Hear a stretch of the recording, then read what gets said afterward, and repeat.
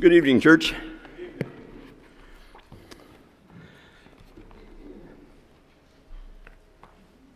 My lesson tonight is going to be on pride.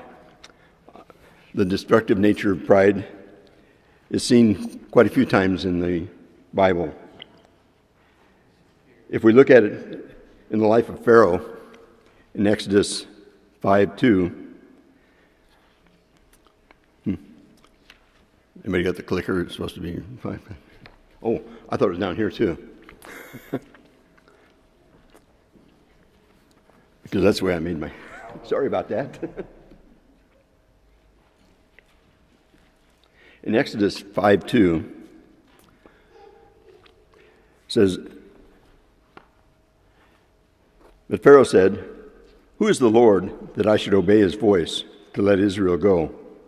I know not the Lord, neither will I let Israel go.'" Here's what it looks like in the life of Goliath in 1 Samuel 17:43-44. It says, "And the Philistine said unto David, I am a dog, that thou comest to me with staves. And the Philistine cursed David by his gods. And the Philistine said to David, Come to me, and I will give thy flesh unto the fowls of the air, and to the beasts of the field." He was so proud of himself, he knew he was going to just take everything over. In Isaiah 14:13-14, it says, "But as you said in your heart, I will ascend to heaven. I will raise my throne above the stars of God. And I will sit on the mount of assembly in the recesses of the north. I will ascend above the heights of the clouds. I will make myself like the Most High." Nebuchadnezzar here is he's putting himself above God.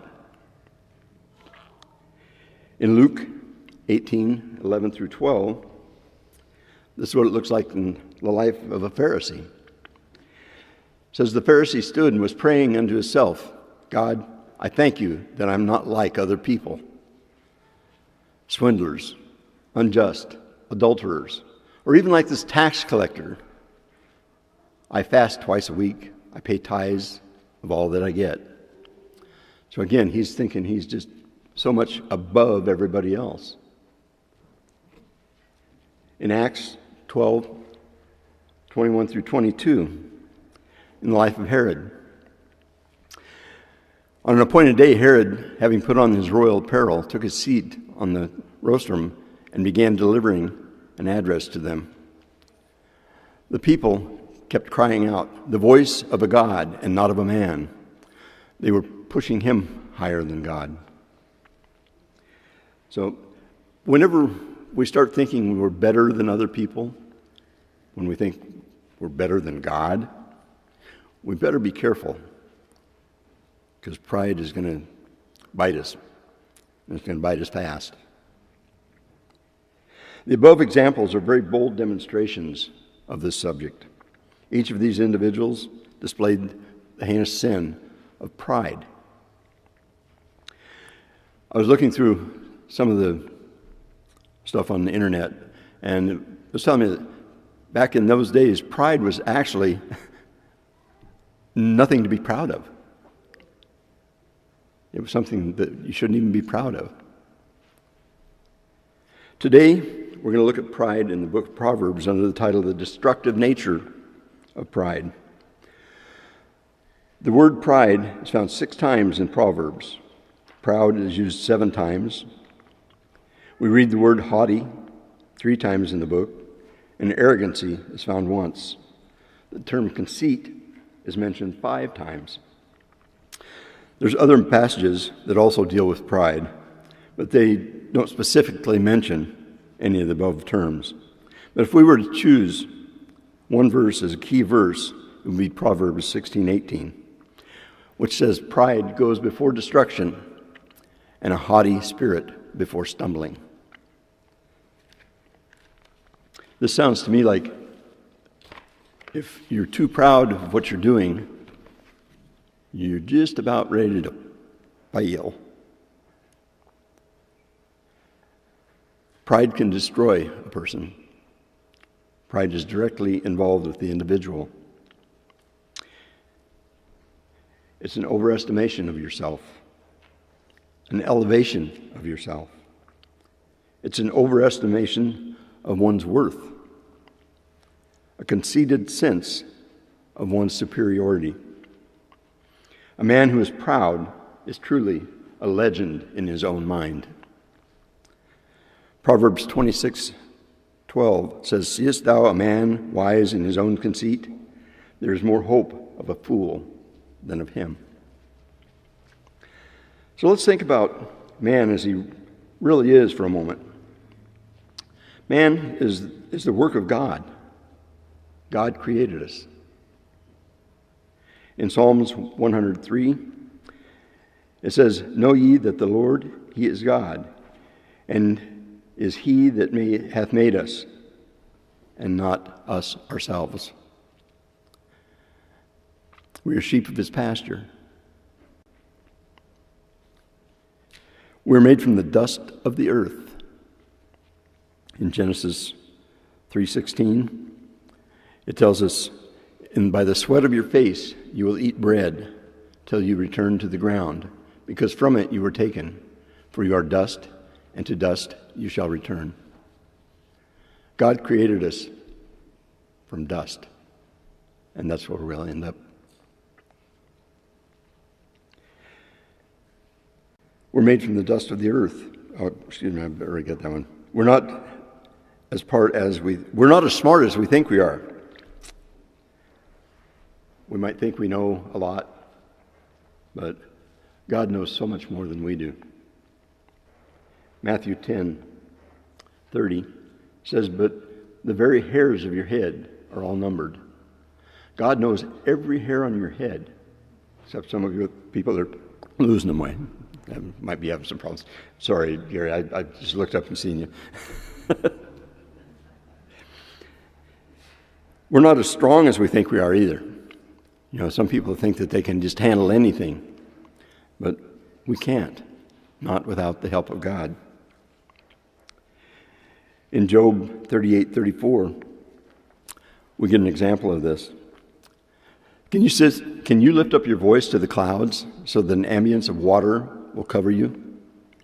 Can you send forth lightnings that they may go and say to you, "Here we are"? God can do this. We can't. They may have had people back in the Western days that thought they were rainmakers, but God is the only one that's going to do the rain. God's the only one that's going to do the thunder and the lightning. Ultimately, every man is going to die. Ecclesiastes 12:7 says, "Then shall the dust return to dust, shall the dust return to the earth as it was, and the spirit shall return to God who gave it." Pride causes a man to either ignore or negate all these above facts. Our problems with pride are usually twofold. We think more highly of ourselves than we ought to think. It tells us this in Romans 12:3. It says, "For through the grace given to me, I say to everyone among you, not to think more highly of himself than he ought to think, but to think so as to have sound judgment, as God has allotted to each a measure of faith." We partially obey God sometimes. When God demands for our time, are we not to think that we should be giving what we want and ignore God and do as we please? Sometimes we do that because God tells us to do things. An example of this was with Saul in 1 Samuel. Saul is doing what he thinks is best. God gave him specific instructions. It says, "Now go and strike Amalek and utterly destroy all that he has, and do not spare him, but But put to death both man and woman, child and infant, ox and sheep, camel and donkey. So he was supposed to go kill everything that existed at that time in that place. But Saul and the people spared Agag and the best of the sheep and the oxen, the fatlings, the lambs, and all that was good. And they weren't willing to destroy them utterly like God had told them to do, but everything despised and worthless that they utterly destroyed. Those who revel in themselves will face destruction. There's 3 verses from the Proverbs that confirm this. Proverbs 11:2 says, "When pride cometh, then shame cometh, but with the lowly is wisdom." Proverbs 16:5 says, "Everyone that is proud in heart is an abomination to the Lord. Though hand join in hand, he will not be unpunished." Proverbs 29:23 says, "A man's pride shall bring him low, but honor shall uphold the humble in spirit." So if we look at the end of some of the examples that we opened with, let's look at the end of what happened with Pharaoh's kingdom. Pharaoh's kingdom was destroyed by the 10 plagues. He thought he was higher than God. Goliath was brought down by a stone from a shepherd's sling. But he knew that there's no way that he could be beat. Nebuchadnezzar was driven into the field, and he acted as a beast for several months. And Herod fell dead and was eaten of worms. Pride can be especially destructive to the individual. If you have a problem with pride, if you struggle with arrogance, beware. There's more hope for a fool than for you. Seek diligently to be humble. 1 Peter 5:6 says, "Humble yourselves, therefore, under the mighty hand of God, that he may exalt you in due time." Pride can destroy relationships. The book of Proverbs says that contention and strife are the result of pride.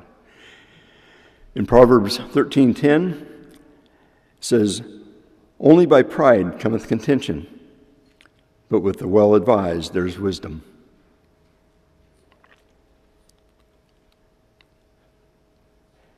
Proverbs 28:25 says that an arrogant man stirs up strife, but he who trusts in the Lord will prosper. We have to trust in the Lord. The things that we want in our relationships with others are unity, peace, happiness. Pride itself can destroy all these things. Pride will not allow an honest discussion of the issues of disagreement between two parties. This happens a lot of times in marriages. I'm right, and I know I'm right. Pride attacks the character of others rather than being focused upon the problems and differences. Pride seeks to divide individuals into hostile camps. Pride will not allow the words, "I am wrong." If you're too proud, you can't say those words. Pride will not allow the words, "I'm sorry. Forgive me." They will not allow the words, "I forgive you." In the New Testament, we have at least two illustrations of relationships that were hurt by pride.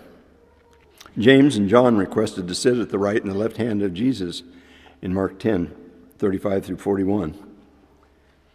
The request Mark 10:35 through 37 says, James and John, the two sons of Zebedee, came up to Jesus. Teacher, we want you to do for us what we ask of you. And he said to them, what do you want me to do for you? They said to him, grant that we may sit, one on your right and one on your left, in your glory. Jesus' response to this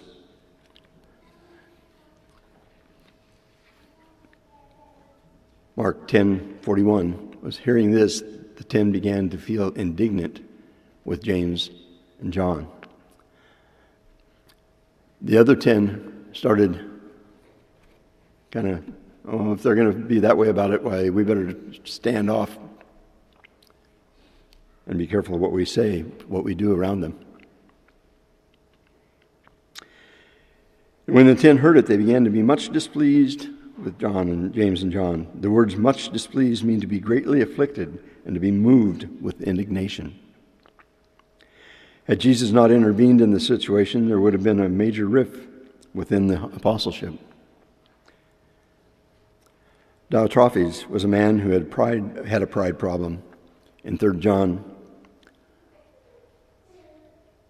9, he says, I wrote something to the church, but Diotrephes, who loves to be first among them, does not accept what we say. He was not even passing it on further to the church. He was just stopping it right there at him.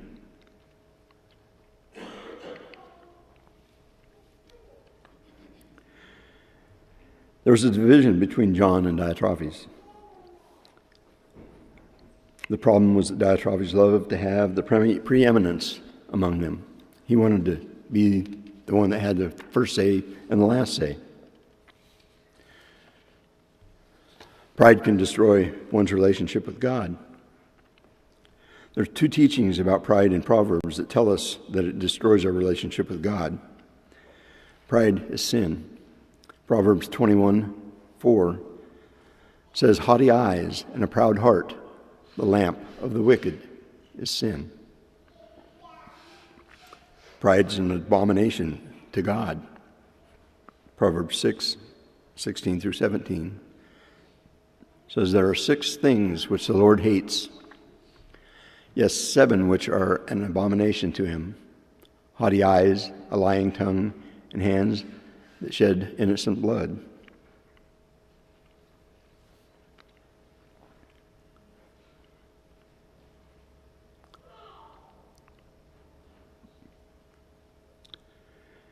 Let's look at pride as sin. Pride is sin because its actions transgress the word of God. 1 Peter John 3:6. God demands humility among us. He that showeth thee, O God, O man, that what is good, and what doth the Lord require of thee, but do justly, and to love mercy, and to walk humbly with God.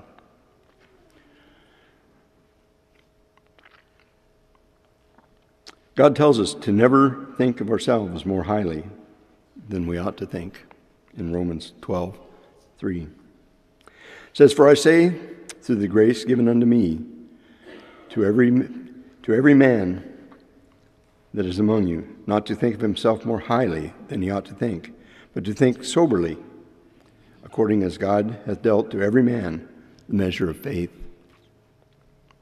The Bible exhorts to us to have the mind of Christ and a mind of humility. Philippians 2:5 through 8 says, have this attitude in yourselves, which was also in Christ Jesus, who, although he existed in the form of God, did not regard equality with God a thing to be grasped. But he emptied himself, taking the form of a bondservant, and being made in the likeness of men. Being found in appearance as a man, he humbled himself by becoming obedient to the point of death, even on the cross. Jesus Christ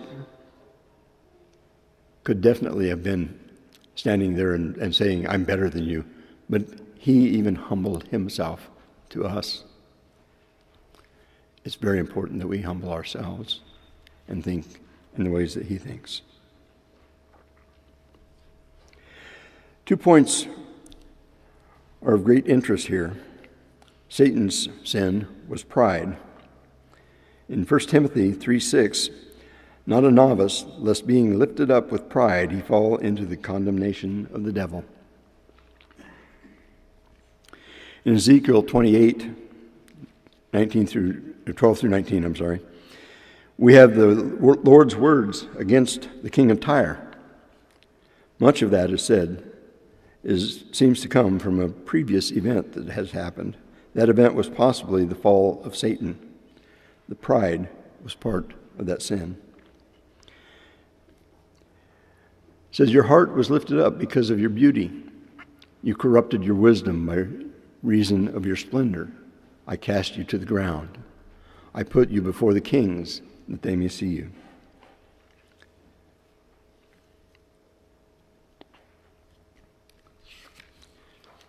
Satan definitely fell. We still have problems with Satan and his pride today. He thinks he's going to take every one of us that he can down with him. It's up to us to believe in Jesus Christ so that he can't do that. He started off, he led Adam and Eve into sin by appealing to their pride.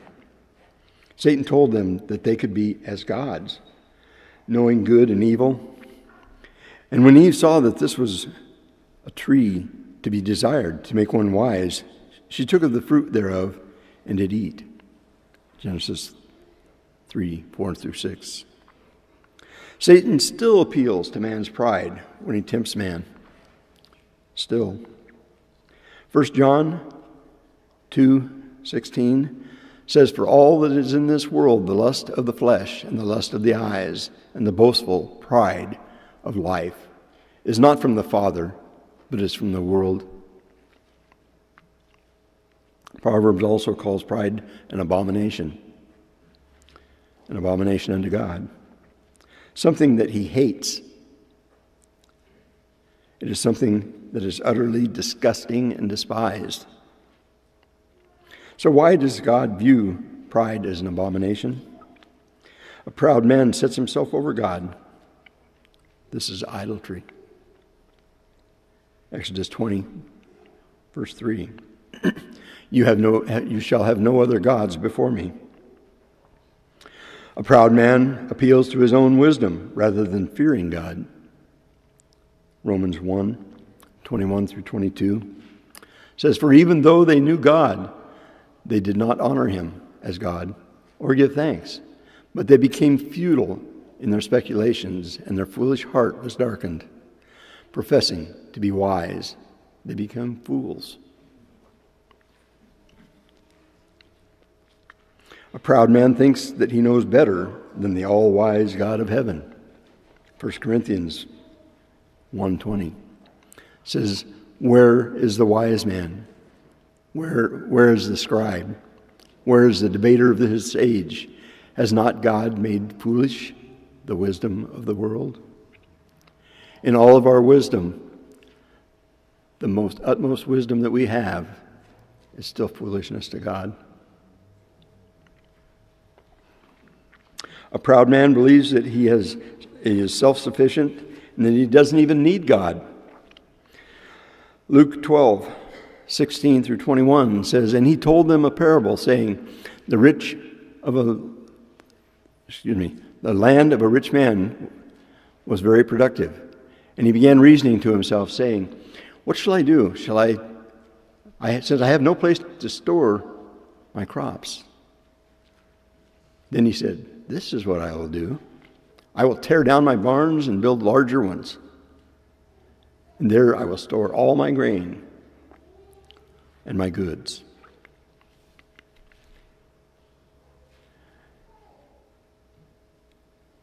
He died that night.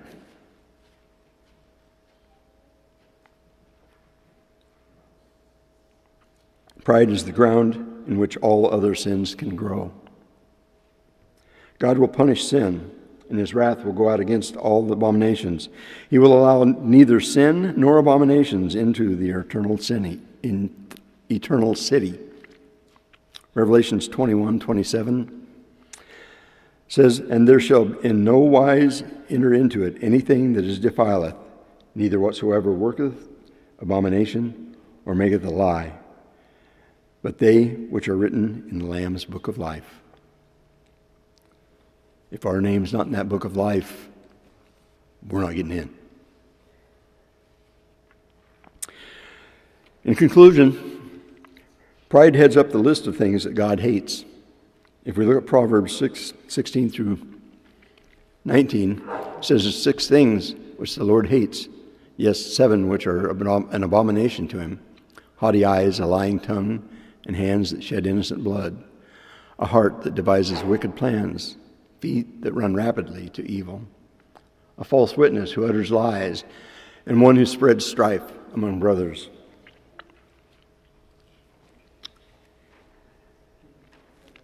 Pride is extremely destructive in nature, to ourselves, to our relationships with others, and to our relationships with God. If only all of us could grasp and practice the words of the wise man found in Proverbs 16:19. It says, better is it to be of a humble spirit with the lowly than to divide the spoil with the proud.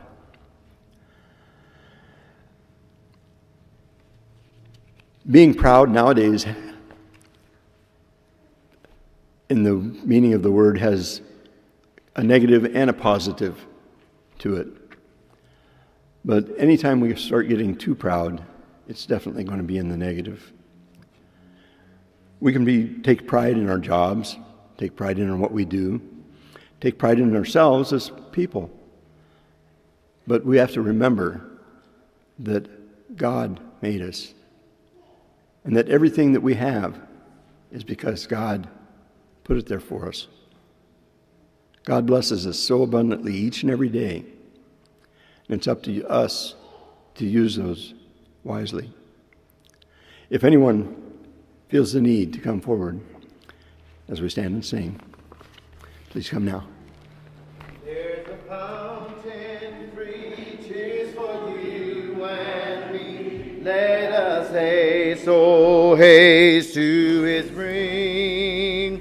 'Tis the fount of love from the source above, and he bids us all freely drink. Will you come to the fountain free? Will you come? 'Tis for you and me, thirsty soul, hear the welcome call. 'Tis a fountain open for all.